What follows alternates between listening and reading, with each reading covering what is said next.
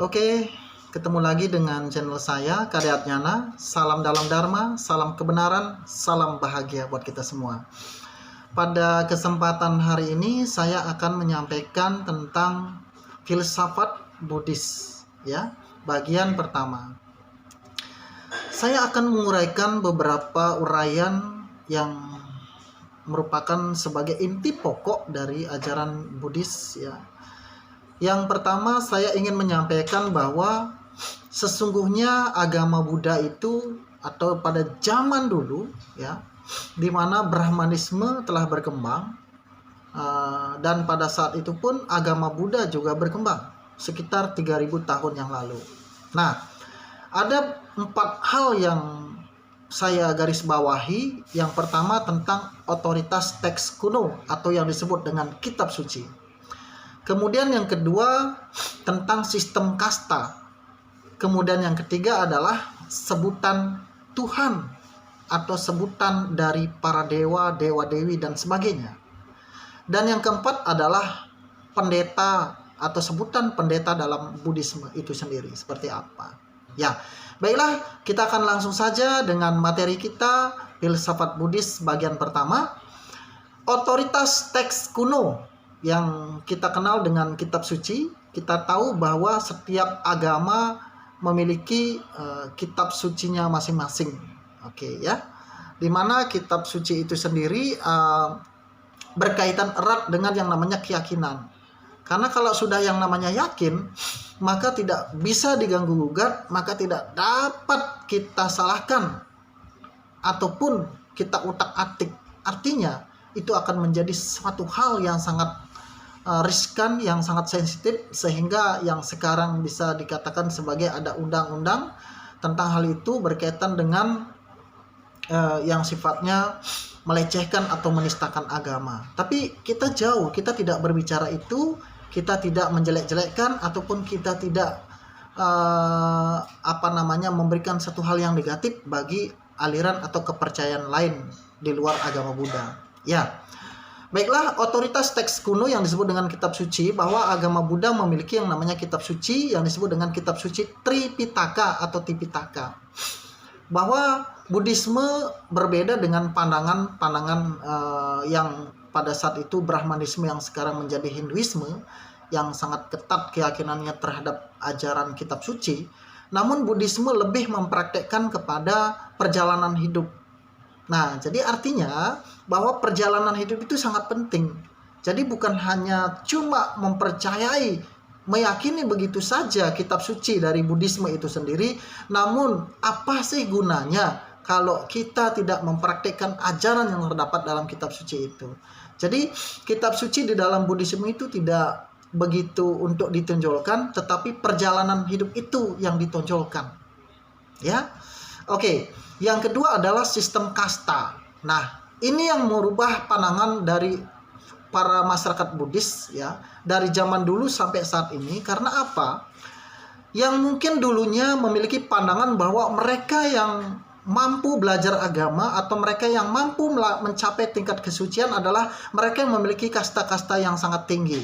Tetapi saudara sekalian, di dalam agama Buddha sendiri, siapapun itu, baik kasta rendah, kasta sedang, kasta kesatria, kasta yang sangat tinggi, itu mampu mencapai yang namanya tingkat kesucian dan mampu mempelajari agama Buddhisme itu sendiri. Karena untuk mencapai tingkat kesucian tidak dipandang dari sudut pandang kasta, tapi dipandang dari sudut perbuatan ataupun moralitas yang mereka miliki. Oke. Kemudian yang ketiga adalah sebutan tentang Tuhan, saudara sekalian. Mungkin banyak sekali yang berpandangan bahwa agama Buddha itu tidak memiliki Tuhan, tidak ada sebutan tentang Tuhan. Jangan salah. Agama Buddha justru sangat memberikan satu kesan yang hebat, yang kesan yang memberikan satu hal yang berbeda, yang unik daripada agama lain. Kenapa demikian? Karena Tuhan di dalam agama Buddha sebutannya itu sangat sakral. Yang dimaksud Tuhan dalam agama Buddha adalah ajatang, abutang, akantang, asan, katang, damang. Nah, yang tidak dilahirkan, yang tidak diciptakan, yang mutlak, ya, yang tidak menjelma. Nah, itulah Tuhan di dalam agama Buddha. tapi berbeda dengan sebutan Tuhan dalam agama lain. Itulah konsep, karena setiap agama memiliki konsep yang berbeda-beda. Sama seperti agama Buddha sendiri memiliki konsep ketuhanan atau Tuhan itu sendiri. Tuhan dalam agama Buddha tidak banyak sebutan, ya. Tidak banyak sebutan seperti di dalam ajaran lain atau mungkin di dalam aliran lain. Tetapi sebutan di dalam Tuhan di dalam agama Buddha itu disebut dengan Sang Hyang Adi Buddha. Oke, baiklah. Di mana Tuhan ini lebih kepada sifatnya impersonal, bukan personal. Karena impersonal lebih menguraikan kepada sifat-sifat dari Tuhan itu sendiri. Apa saja sifat-sifatnya itu sesuai dengan sifat ketuhanan di dalam agama Buddha, sejajar dengan ketuhanan Sila RI Republik Indonesia yang bagian pertama, ketuhanan yang Maha Esa. Apa sifat-sifat dari Tuhan atau ketuhanan di dalam agama Buddha? Metta, karuna, mudita, dan upeka. Metta artinya cinta kasih, ya. Karuna artinya belas kasih. Mudita artinya simpati, ikut gembira melihat orang lain gembira. Kemudian upeka, tenang seimbang. Oke, itulah Tuhan di dalam agama Buddha. Sebutannya hanya satu, tidak banyak, ya.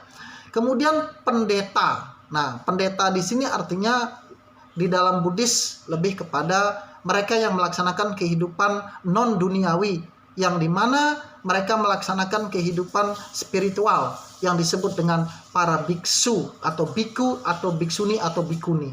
Itulah pendeta tinggi atau sebutan dari agama Buddha itu sendiri. Ya, jadi itu yang dapat kita luruskan bahwa untuk pencapaian kesucian bukan saja hanya menyembah-nyembah kitab suci, tetapi melalui jalan hidup, ya, melalui dipraktikkannya kitab suci itu. Kemudian untuk mencapai kesucian bukan saja dari tingkat-tingkat kasta yang rendah, tetapi semua golongan, semua kasta, semua dari tingkat rendah masyarakat apapun bisa mencapai tingkat kesucian itu sendiri. Kemudian sebutan Tuhan itu adalah Sang Hyang Adi Budaya. Kemudian pendeta yang disebut dengan para biksu, para biku atau biksuni, bikuni. Itulah mereka yang melaksanakan kehidupan-kehidupan non duniawi. Oke.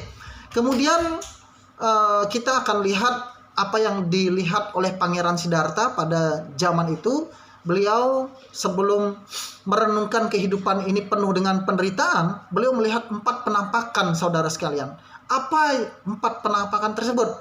Orang tua, orang sakit, orang mati, kemudian pertapa. Nah, mungkin inilah sesuatu yang sangat kita sering kali mungkin kita lihat, mungkin satu yang biasa, tetapi menurut pandangan, cara pandang, sudut pandang dari Pangeran Siddhartha, ini merupakan satu penampakan yang sangat menderita, saudara sekalian. Kenapa demikian? Karena penderitaan itu ketika kita menjadi tua, maka orang tua, kalau kita sudah menjadi tua, maka itu akan mengalami suatu penderitaan yang luar biasa, dibilang, ya, karena sudah tua, renta, itu merupakan satu penderitaan hidup menurut Pangeran Siddhartha. Kemudian orang sakit, apalagi sakit, saudara sekalian, siapa yang mau sakit? Nah, bahkan kita sendiri tidak mau sakit, kan? Nah, karena sakit itu merupakan penderitaan. Kemudian orang mati. Nah, orang mati ini kalau orang lahir pasti mati, katanya. Ya benar. Karena memang Pangeran Siddhartha melihat kematian adalah sesuatu yang sangat mengerikan dan menakutkan. Ya, pada saat itu. Barulah beliau melihat petapa. Petapa inilah yang mengubah cara hidupnya dari pangeran menjadi orang yang melaksanakan kehidupan yang sangat sederhana, yaitu menjadi seorang petapa. Nah, karena 4 penampakan inilah, maka Pangeran Siddhartha menjadikan dirinya sebagai seorang pertapa. Yang terakhir yang beliau lihat adalah seorang pertapa. Nah, oke. Kemudian pada saat beliau mencapai atau menjadi seorang pertapa, beliau akhirnya mencari yang namanya pencerahan jiwa atau yang disebut dengan pencerahan sempurna, pencerahan batin. Ya, saya namakan di sini adalah pencerahan jiwa, pencerahan batin. Selama 6 tahun mengembara, melaksanakan kehidupan yang sangat ekstrim, beliau akhirnya berguru, ya. Pada saat itu sebelum beliau melakukan pertapaan yang sangat luar biasa beliau lakukan. Nah, tapi beliau berguru. Beliau punya guru yang pertama yang disebut dengan Arada Kalama atau Arala Kalama ya. Saat itu tidak puas dengan ajaran dari gurunya ini. Beliau itu melihat ternyata masih ada penderitaan. Hanya sebatas ketenangan batin. Ketenangan itu masih bisa merosot lagi begitu. Nah, kemudian yang kedua adalah beliau berguru dengan seorang guru yang bernama Udaka Ramaputra. Di sini Udaka Ramaputra. Nah, guru ini memberikan satu pencapaian yang tertinggi, ya, suatu keadaan yang sangat tinggi, ya, yang dibilang dengan sebutan Newa Sanyana Sanyayatana adalah suatu keadaan yang bukan keadaan, bukan pencerapan, pun bukan pencerapan. Nah, ini satu yang sangat tinggi sekali yang tapi beliau melihat ini belum melepaskan dari penderitaan hidup. Masih mengalami kelahiran dan kematian, saudara sekalian. Sehingga apa yang terjadi?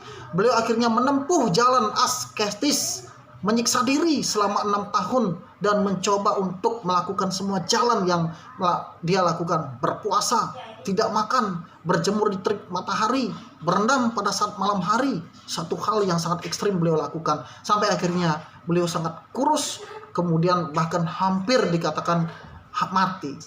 Namun apa yang terjadi? Saat itu beliau sadar ketika ada suara nyanyian ataupun seorang yang bermain musik, ya, tapi ternyata saat itu adalah jelmaan dari para dewa, sehingga beliau sadar bahwa segala sesuatu yang beliau lakukan saat ini sangat ekstrim dan melelahkan, membuang waktu, sehingga beliau mengambil jalan yang disebut dengan jalan tengah. Jalan tengah inilah beliau dapatkan. Akhirnya beliau melakukan satu pertapaan yang sungguh luar biasa di bawah pohon Bodhi. Kemudian saat itu beliau mencapai namanya pencerahan sempurna. Ya, pada saat beliau mencapai pencerahan sempurna, beliau itu menemukan satu ajaran, ya, yang disebut dengan 4 kebenaran mulia. Inilah yang hebatnya beliau lakukan. Tidak ada di ajaran lain, hanya di ajaran Buddha yang terdapat 4 kebenaran mulia. Ya, karena beliau ini melihat bahwa 4 kebenaran mulia ini sangat memberikan sesuatu yang sangat berharga bagi jiwa, bagi batin manusia setiap orang yang lahir. Karena di sana mengupas tentang duka, mengupas tentang sebab duka, kemudian lenyapnya duka, jalan menuju lenyapnya duka. Nah, inilah hal penting yang diajarkan oleh Buddha, bahwa Buddhisme itu mengajarkan, bukan hanya mengajarkan bahwa ini penderitaan, ini hidup, namun beliau mengajarkan sangat realistis bahwa hidup ini, penderitaan ini bisa dihilangkan, bisa dilenyapkan dengan jalan menuju akhir duka. Oke. Kemudian dikatakan bahwa duka tersebut merupakan ketidakpuasan, karena menurut Buddhisme, menurut Sang Buddha, ada 3 hal penderitaan itu. Penderitaan biasa yang disebut dengan duka-duka, seperti flu, ya, sakit perut, sakit gigi, itu merupakan penderitaan biasa. Ya, semua orang mengalami itu. Kemudian Sang Buddha mengklasifikasikan yang kedua, penderitaan itu sebagai keadaan perubahan, penderitaan karena perubahan, yang disebut dengan wiparinama duka. Nah, berpisah dengan yang dicintai, berkumpul dengan orang yang dibenci, tidak tercapai apa yang diinginkan, sedih, ratap tangis, putus asa, sakit hati, galau, dan sebagainya. Itu merupakan penderitaan karena perubahan, saudara sekalian. Itu Sang Buddha sampai merinci sedemikian rupa penderitaan itu. Kemudian penderitaan yang paling nyata namun menakutkan. Sebenarnya penderitaan ini semua menakutkan, ya. Namun di sini yang ketiga beliau golongkan sebagai penderitaan karena memiliki badan jasmani. Wow. Ya, kita memiliki badan jasmani, ya siap menderita karena kita memiliki badan jasmani, saudara sekalian.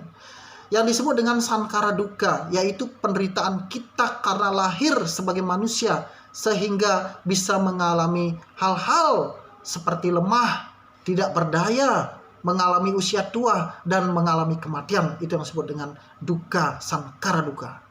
Nah, ternyata penderitaan itu ada sebabnya, saudara sekalian.